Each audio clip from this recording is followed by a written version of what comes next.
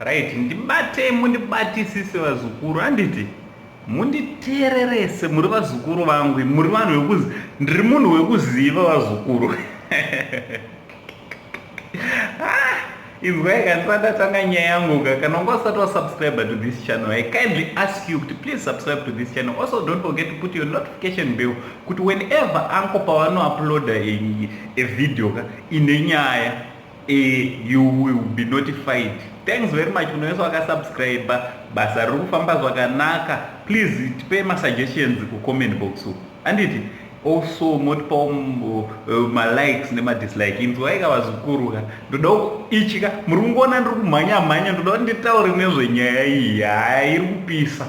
Inzwaika ndoda kuti ndimbotaurawo pamusoro pezvataurwa neanonzi Queen Tatelicious, right? Queen Tatelicious he was born because akaberekwa ari he, right? He was born achinzi yetatenda senzo karigambe handiti, right? Akazvarwa kwaRare ndokwaakakurira.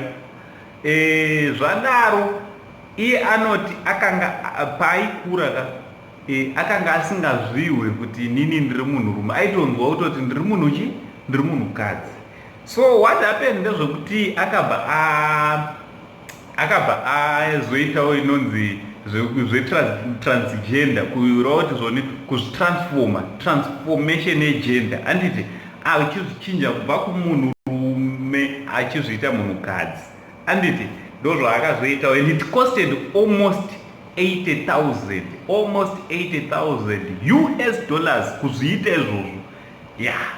So ndo zvakaitika. So vanogarawo kuchando, right? So Queen Tatelicious uyu she is now a she, and it from he to she, right?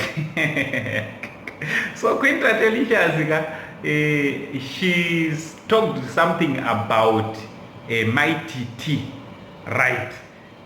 My TT antimunoziva kuti she was sued nenyaya yemashoko vachitaura kuti pane munhu wandisi kuda kutaura ndiani, nyaya yacho handina basa nayo rakanyanya, ndoda nditaura because ndikazotaura ndiani chichika ndinoenda kuda kuzotaura nezvenyaya iyoyo, so regai nditaure zveiri background. So she was sued kureva kuti vakasungisiwa for defamation of character handiti, vakataura vane munhu wakatuka kuti ihure chichi vachimukutaura kwavo mongoziva maititi vane freedom of speech, vanotaura zvavanoda. Zuro ndizuro ani makambowanzwa achiti Java is a ritualist, so maititi ndo zvavari. So what happened, vakabva she was sued for defamation handiti, vakarohwa ne1 million rand, chanatsoziva but million US dollar here kana kuti RTGS hanchanatsoziva futi, but anyway she was sued. However, she was good. So what is happening? Queen Tatelicious, she is not a fan of my TT, but she decided to say something about this issue. Then she was saying per video, and she was saying, please, my TT is not my cup of tea, something like that. She's not my cup of tea. But please forgive me, because Ibenzi redu ratinaro munhu anongotaura zvaanenge afunga, anongobhocha chero zvaanenge angofunga, anenge achimbotaura. So please musavasungise, because tikada kutanga kusungisa maititika hanzi vanosungiswa nevanhu vakawanda, because she is always bashing a lot of people. Manzwa zukuru wangu. So Queen Tatelicious nenhoroondo yanayo namaititi ekukikirizana she is begging kuti please drop my charges against my titi ekuvasungisa nekuda kwotiwa kuti uri zvino. Ndo zvaari kutaurawo. So chii chandinoda kutaura panyaya, okay, iye achitaura kuti zvoni inini wani ndakangotamba ndakashama, ndewewo wekumboposta video achitamba akashama zveshuwa Queen Tatelicious, hanzi makambondiregerera wani. Saka namaititiwo kana makaregerawo nenika namaititika, please forgive it. Inzwai kaizva ndaitira video rinoereka. I think Queen Tatelicious, she is right. she's right. I don't want to say she, I will say she/he is right, because munhu tinofanira kuziva munhu wedu. Tofanira kuziva vanhu vedu kuti mumhuri tine hanzi hakuna mhuri isina benzi. Each and every family. Ndisingaziva kuti Queen Tatelicious wachona zvari kutaura kuti maititi benzi ka iye wainosarawo ari papi.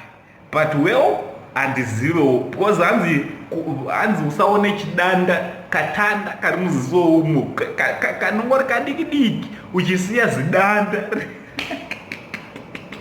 rine muziso mako. So what am I saying? Ndiri kuti hanzi naQueen, please forgive maititi. Every family ine benzi remo. Inzwaika kana mafamilies medu wazukuru kune vamwe vanhu vatinotoregerera vasati vataura. Tinavo vanhu vakadaro, vanhu vatinotoregerera vasati vataura zvinhu. Tinotoziva kutoti uyu pashamwa muromo apo hapana chinobuda. So what do we do? Tinotobva tarigara taregerera asati ataura. Kozotiwo vamwe kuti akataura hatigone kumuregerera. So family yedu ine vanhu vakaita saana Tatelicious nana maititi nevamwe vanisiri kuda kutaura izvinhu vekuti nyange akataura zvaanenge ari kutaura, let's learn to forgive. Anonzi vanu take sure makabva impakati kuregerera in advance.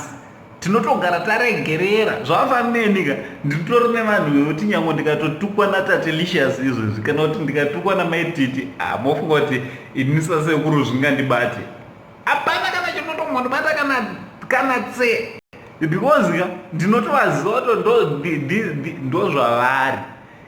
Kana naQueen Tatelicious varegei because hanzi career yavo yakuida kuchibluma ndopamakuda kuvasungisa musadaro. So osoka nemamwe mazamaundi anotaurwa pakusuwana for deformation mune muchimawanepi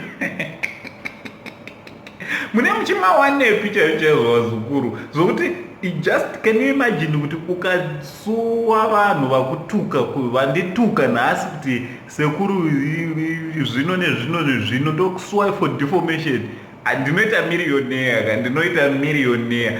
Let's do zvinhu zviri practical. Suwa someone for $20, $100 yaunoziva kuti inobuda kuti miri.